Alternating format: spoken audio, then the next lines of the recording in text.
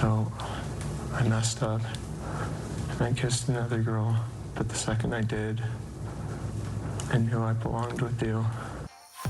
Rachel Rakia gets engaged, then unengaged, but she may not have left single. How her journey ended as the Bachelorette.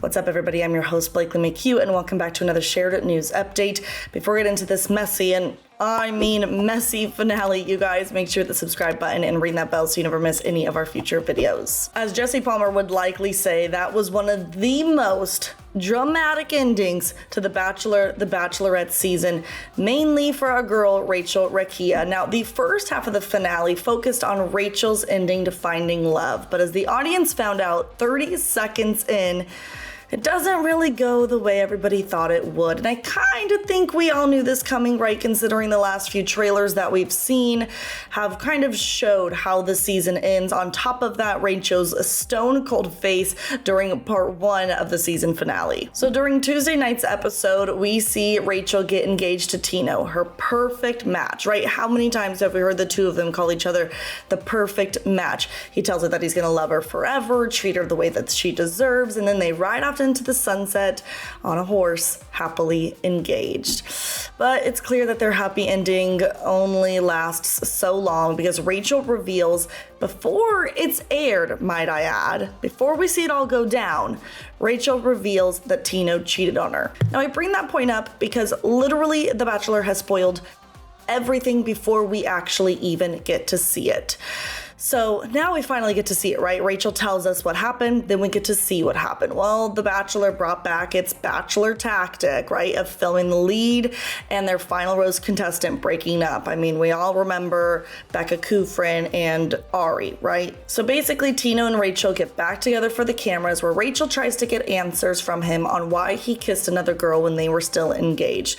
They basically go in circles with Tino seemingly trying to shift the blame onto Rachel, saying that her words led him to think that they were on a break, even though they weren't. Now, the confusing part of it all is that there are clearly things that have happened between the two and individually that they are not wanting to share on camera. So I feel like we aren't really getting the full truth here, and there's a lot of things that really aren't being said that actually led to the downfall of their relationship. I mean, we have Tino walk away and then come back, and then walk away again, and then come back again, and then walk away for the third time when Rachel then goes out to get him. I mean, the whole thing just went into circles.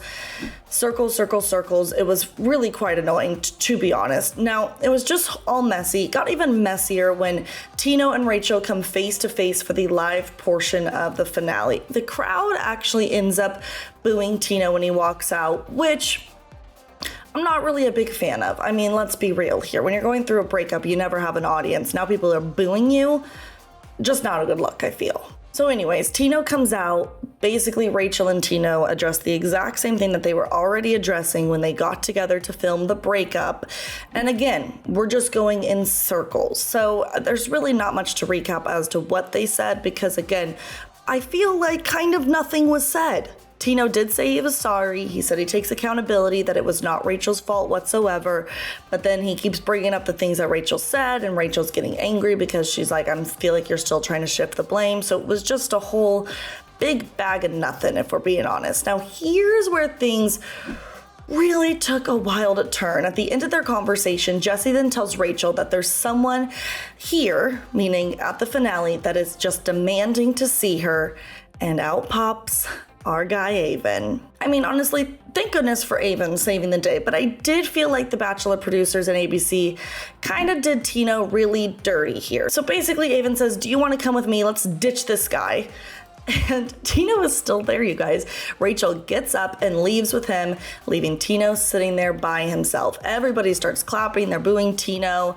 And I'm not saying Tino was right by any means, you guys, but for a network and a franchise to go out of their way to humiliate somebody on national television feels really wrong to me. It just doesn't sit right. There's a difference if we take let's say Katie Thurston and the Greg Grippo situation, right? That is Katie going after him. But to have an entire franchise, an entire network kind of plan this whole thing, I don't really think that it's right. And then, by the way, Jesse Palmer pretends like he has no idea what's going on. Like, you didn't know, Jesse. You knew Avon was there. You knew what he was gonna say. I don't know. But I will say for once, I'm happy that Rachel was not an emotional wreck when handling something very emotional head on. I mean, if you remember the breakup with Clayton, not only the stairs situation and her crying and like begging for his love, then when he broke up with her and Gabby at the same time, again, it was like this, she just couldn't stop crying. It was this huge emotional outburst. Then again, after the final rose, when Clayton and Rachel come face to face again, she's so emotional. I never felt like she stood up for herself and stood up for how she deserves to be treated. And I finally do feel like she put her foot down with Tino and stood up for herself. And so I am very proud of her for that. But the whole thing was just honestly kind of a doozy of a finale. And that was only half of it, considering we didn't even get to Gabby's love journey until almost an hour and a half, 2 hours in to this finale. So I gotta know, what did you think of the Rachel Tino situation, the cheating scandal, how it was all handled, and what do you think about Avon showing up? I mean, I gotta love Avon coming in as a knight in shining armor, but I don't really love what the franchise did to Tino. So let me know your thoughts by dropping those down in the comment section below. Make sure you give this video a thumbs up, subscribe, and ring that bell so you never miss any of our future videos. I'm your host, Blakely McHugh. You can see my social media handle on the screen. Drop by, give me a follow, and say hello.